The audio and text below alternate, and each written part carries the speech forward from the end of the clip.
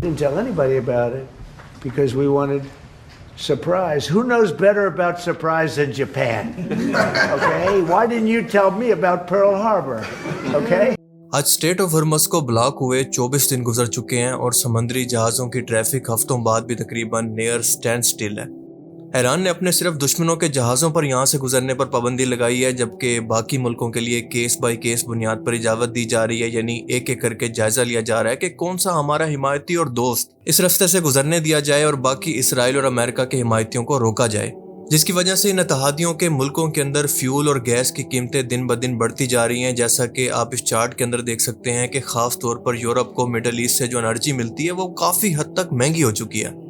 आप सभी जानते हैं कि गल्फ़ के अंदर अमेरिका के करीबी सिक्योरिटी पार्टनर्स हैं Saudi Arabia, UAE, Qatar, Kuwait, Bahrain, और इनके टैंकर एलएनजी और गैस लेकर नहीं जा सकते क्योंकि वो अमेरिका के पार्टनर हैं। जबकि बरतानिया, फ्रांस, जर्मनी, इटली, नीदरलैंड ये अमेरिका और इसराइल के इत्तेहादी हैं और इनके ऑयल टैंकर्स और कार्गो शिप भी हॉर्मज़ से नहीं गुजर सकते और वो भी रुके हुए हैं। जबकि अगर एशिया की बात करें तो जापान, साउथ कोरिया, इंडिया और पाकिस्तान मिडल ईस्ट के ऑयल पर और गैस पर हैविली डिपेंडेंट है।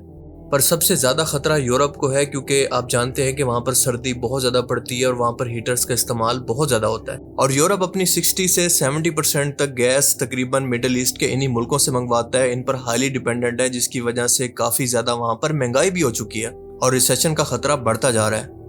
और एशिया के लिए ख़तरनाक बात यह है कि इस रीजन के अंदर जापान और साउथ कोरिया तकरीबन मुकम्मल तौर पर ऑयल और गैस की सप्लाई पर इन्हीं गल्फ़ कंट्रीज़ पर डिपेंडेंट है, और इसी सप्लाई शॉक की वजह से जापान की 90% तक ऑयल सप्लाई जो कि इन्हीं गल्फ कंट्रीज से आती थी वो अचानक से रुक चुकी है। और यही वजह है कि अभी जापान के प्राइम मिनिस्टर ट्रंप के साथ मुलाकात के लिए व्हाइट हाउस पहुंची थी, जहां पर पूरी दुनिया के मीडिया के सामने इस मस्खरे ने ज़ेलेंस्की की तरह इसको जलील किया। जापानीज प्राइम मिनिस्टर सनाई ताकीची की मौजूदगी के अंदर जापानी सहाफ़ी ने ट्रंप से सवाल किया कि ईरान पर हमले से पहले हम इत्तेहादियों से इस बारे में मशवरा क्यों नहीं किया गया। ट्रंप ने जवाब दिया कि हम सरप्राइज देना चाहते थे, और जापान से ज़्यादा सरप्राइज के बारे में कौन जानता है। और सिर्फ यहीं पर नहीं रुका, बल्कि आगे सहाफ़ी से सवाल किया कि क्या तुम लोगों ने पर्ल हार्बर पर हमले से पहले हमसे मशवरा किया था, जिस पर आप वीडियो में देख सकते हैं कि ताकीची बहुत ही ज़्यादा अनकंफर्टेबल हो गई थी क्योंकि बात ही इतनी एम्बेरसमेंट वाली थी। क्योंकि बात यह है कि पर्ल हार्बर अमेरिका की नेवल बेस थी जिस पर जापान ने दूसरी जंग अजीम के दौरान हमला किया था, और इसके अंदर 2400 अमरीकी फौजी मारे गए थे और 1200 के करीब जख्मी हुए थे। और ये बात है दूसरी जंग अजीम की, यानी 7 दिसंबर 1941 की। और फिर हमने देखा कि इसके सिर्फ 4 साल के बाद यानी 1945 के अंदर अमेरिका ने जापान के हिरोशिमा और नागासाकी शहर पर न्यूक्लियर बॉम्ब गिराकर जिस तरह से बेगुनाह इंसानों के ऊपर खच्चे उड़ाए, तारीख में इंसानी तजलील की इससे बदतरीन मिसाल नहीं मिलती।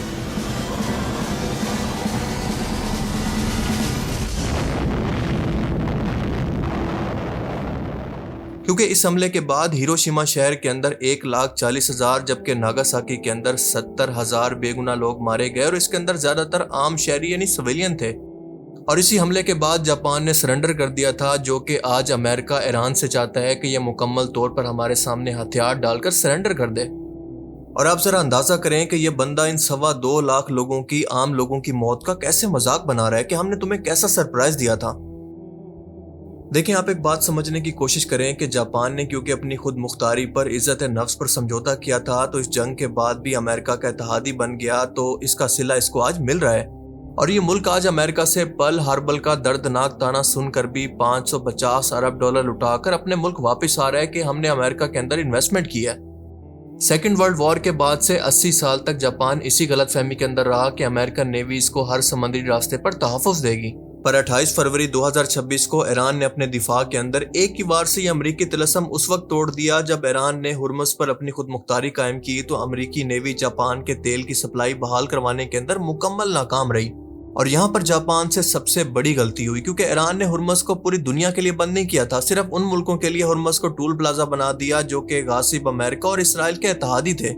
क्योंकि अगर जापान चाहता तो वो चाइना और इंडिया की तरह एक आज़ाद फॉरेन पॉलिसी अपनाता, सफारतकारी करता और इस ईरान की VIP सेफ पैसेज की लिस्ट के अंदर शामिल होकर अपने तेल को बचा सकता था। लेकिन जापान ने क्योंकि अमन और एक खुद मुख्तार पड़ोसी यानी ईरान से बात करने की बजाय दोबारा इसी गासिब अमेरिका की गोद में बैठने का फैसला किया जिसने इस बुरान को जन्म दिया था। तो आज आप जरा इस गुलामी की कीमत देखें कि ट्रंप ने सुमित के दौरान जापानी वजीर आजम के मुंह पर पर्ल हार्बर का ताना मारा और इनकी तज़ीक की, उनका मजाक उड़ाया, और तकाईजी इंतहाई जलालत के साथ खामोशी से इसको पी भी गई।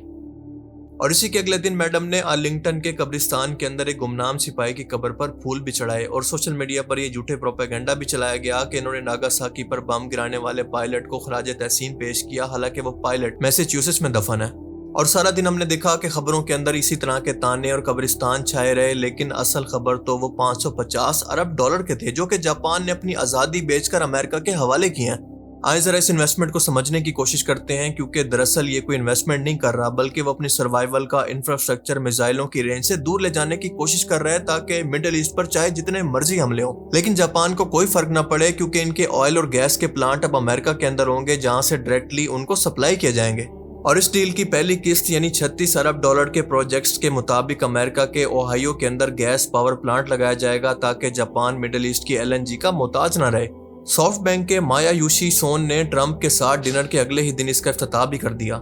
دوسرے پروجیکٹ کے مطابق ٹیکسس کے اندر ڈیپ واٹر آئل ٹرمینل لگایا جائے گا تاکہ مڈل ایسٹ کے تیل کی بجائے امریکی کچا تیل جاپان جا سکے اور ہرمز کو بائی پاس کیا جا سکے۔ تیسرے پروجیکٹ کے اندر جارجیا کے اندر مصنوعی ہیروں کا پلانٹ لگایا جائے گا تاکہ سیمی کنڈکٹرز کے لیے چپس پر چائنا کی ڈیپینڈنسی کو جاپان ختم کر سکے۔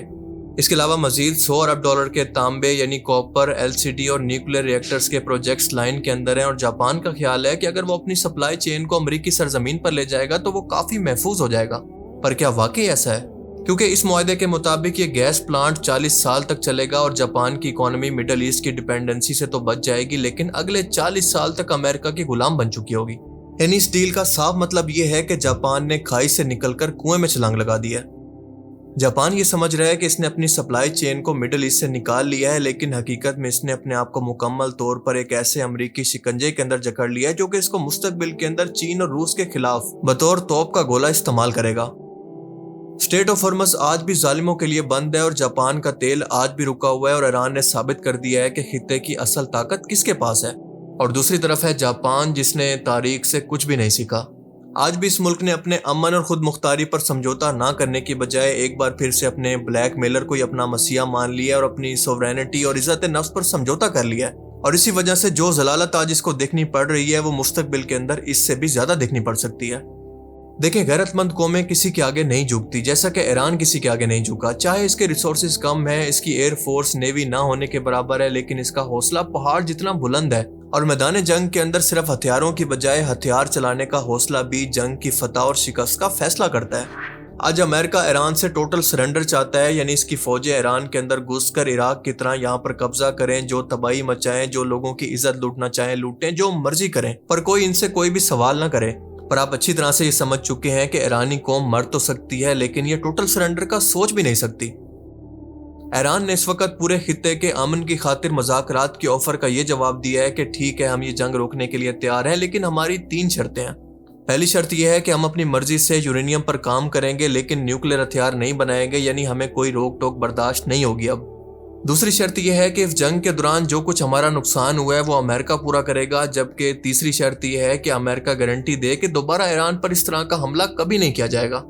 پر ٹرمپ یہ تینوں شرطیں ماننے کو تیار نہیں ہے، حالانکہ یہ بہت ہی ریزنیبل شرطیں ہیں جو کہ ماننی بھی چاہیے، اور اس کی بالکل صاف وجہ ہے اس بندے کا تکبر اور غرور کہ میں سپر پاور ہو کر اگر یہ شرطیں مان لوں تو مستقبل کے اندر مجھے کون سیریس لے گا، میرا تو رو بھی ختم ہو جائے گا باقی ملکوں پر، کیونکہ ظاہر سی بات ہے کہ شرطیں ہمیشہ جیتنے والے شخص کی مانی جاتی ہیں۔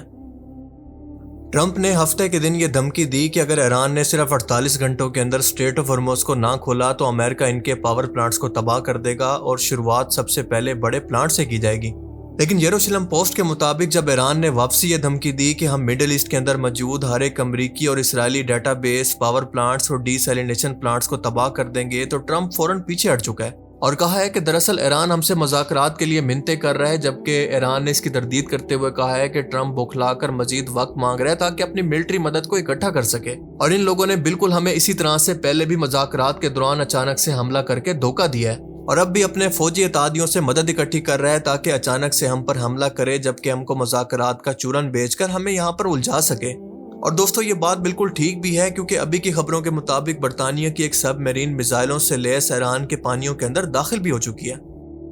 اور دوسرا مڈل ایسٹ کے سیلینیشن پلانٹس پر، یعنی سمندر کے پانی کو صاف کر کے لوکل لوگوں کے لیے پینے کا پانی مہیا کرنے والے پلانٹس اگر تباہ ہو جاتے ہیں تو مڈل ایسٹ کے اندر 40% سے لے کر 90% تک وہاں کے لوکل لوگ اسی پانی کو استعمال کرتے ہیں۔ اس کا مطلب یہ ہے کہ وہاں پر واٹر کرائسس کتنا زیادہ سویئر ہو سکتا ہے، اس کا اندازہ آپ اسی سے لگا سکتے ہیں۔ یعنی بات بالکل صاف ہے کہ ایران امریکہ اور اسرائیل کو انہی کی زبان کے اندر جواب دے رہا ہے، جو کہ زبان ان کو سمجھ آتی ہے۔ آپ سب لوگوں نے بھی یقیناً نوٹس کیا ہوگا کہ اسٹریٹ آف ہرمز کو 2 سائڈز لگتی ہیں، یعنی ایک سائڈ تو ہے ایران کی یہ سائڈز، جبکہ دوسری سائڈ ہے UAE اور عمان کی سائڈ۔ تو یہ سب ملک ایران کا راستہ بائی پاس کر کے اس سائڈ سے کیوں نہیں گزرتے؟ اس بات کا جواب بہت ہی سمپل ہے کہ ایسا پاسبل نہیں ہے۔ دراصل بات یہ ہے کہ سمندری جہازوں کو سمندر میں گزرنے کے لیے خاص قسم کی سمندری یا پانی کی گہرائی چاہیے ہوتی ہے، اور جس طرح سے روڈ اور ریل کے راستے ہوتے ہیں اسی طرح سے بحری جہازوں کی ٹریفک کا بھی راستہ ہوتا ہے۔ اور اسٹریٹ آف ہرمز کا ایک راستہ عمان اور UAE کی طرف سے جانے کا ہے، جبکہ دوسری سائڈ سے گلف سے نکل کر باہر جانے کا ہے۔ اور دوسرا مسئلہ یہ ہے کہ قدرتی طور پر عمان اور UAE کی سائڈ پر سمندر کی گہرائی بہت ہی کم ہے اور پتھر زیادہ ہیں، جس کی وجہ سے کم گہرائی کی وجہ سے پتھروں کی ٹکر کی وجہ سے یہ بڑے بڑے شپس ڈیمیج ہو سکتی ہیں، ان کے اندر لیکیج ہو سکتی ہے، جو کہ بہت ہی خطرناک ہوتی ہے ریپیئر کرنا۔ سو کل ملا کر سب سے آئیڈیل، سب سے گہرا اور سب سے صاف راستہ ایران کی سائڈ کا ہے، اور اسی لیے ان تمام شپس کی مجبوری ہوتی ہے یہاں سے اسی سائڈ سے گزر کر جانا، کیونکہ اسٹریٹ آف ہرمز صرف 33 کلومیٹر چوڑا ہے اور اس کے اندر بھی صرف 3 کلومیٹر کا راستہ آنے اور جانے کے لیے استعمال ہوتا ہے، جبکہ باقی راستہ بہت ہی رسکی ہے جہاں پر کوئی نہیں جاتا۔ سو ایران کو نیچرلی طور پر یہ بہت بڑا ایج حاصل ہے، جس کی وجہ سے وہ اسٹریٹ آف ہرمز کو بلاک کر کے پوری دنیا کی اکانومی کو کبھی بھی گرا سکتا ہے، اور جیسے جیسے وقت بڑھتا جا رہا ہے تو پوری دنیا کے ریسیشن میں جانے کا خطرہ بھی بڑھتا جا رہا ہے۔ باقی آپ اس بارے میں کیا سوچتے ہیں؟ اپنی قیمتی رائے کا اظہار کمنٹ سیکشن میں ضرور کیجیے گا۔ Thanks for watching this video. اللہ حافظ۔